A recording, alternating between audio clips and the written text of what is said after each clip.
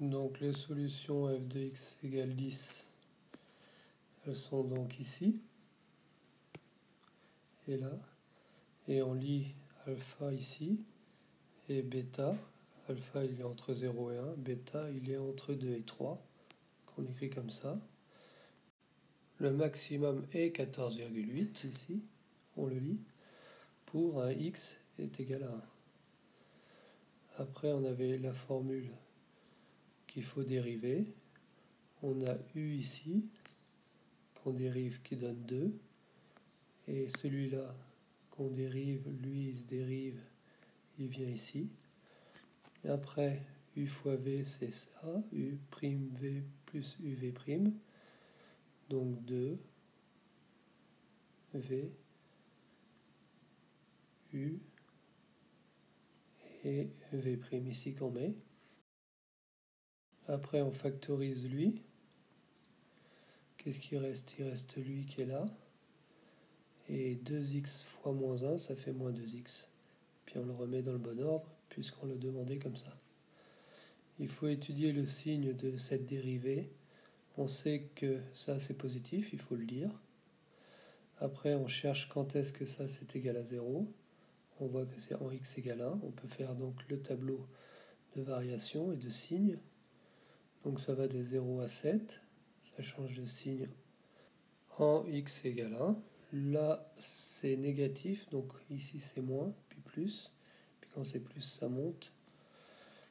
Alors on indique bien jusqu'où ça monte. Et pour la question suivante, on devra indiquer où se trouvent alpha et bêta. Ici, on nous demandait la valeur de f de 1, c'est-à-dire du maximum. Alors on peut écrire la valeur exacte ici, et la valeur approchée. Après, il faut invoquer donc le tableau de variation, où on a bien précisé, positionné les solutions de l'équation alpha-bêta. Le théorème des valeurs intermédiaires, qui sous-entend qu'on a vu que la fonction était continue. Et on conclut. Après ça, on a fait en classe avec la calculatrice et les G-solve ou calcul. On trouve bêta est égal à 2,16. Il ne faut pas le lire graphiquement, c'est pas assez précis, il faut le calculer grâce à la calculatrice. Après, on disait pour 100 objets. Alors 100 objets, ça correspondait à 1 sur le graphique. Donc f de 1, ça correspond à 14,778. Et comme c'est en milliers d'objets, en milliers d'euros, pardon, ça fait 14 778 à l'euro près. Ici, c'était plus grand entre donc alpha et bêta, plus grand que 10. Alors alpha, bêta, alpha c'est 0,36, fois 100 ça fait 36 objets. Et 2,16 fois 100 ça fait 216. Le dernier, on vous donnait la dérivée seconde, donc il ne faut pas la calculer. Il faut seulement étudier son signe.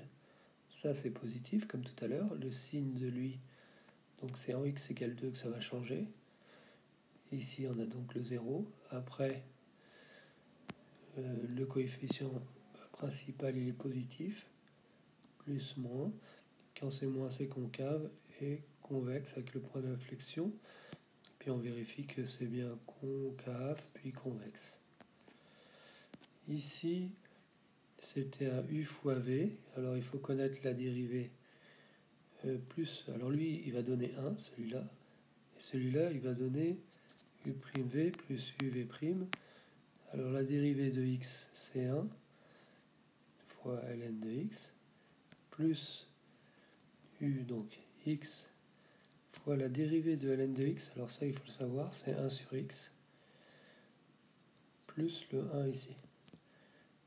X fois 1 sur x ça fait 1 plus 1, donc ça fait 2. Et finalement on a ln de x plus 2.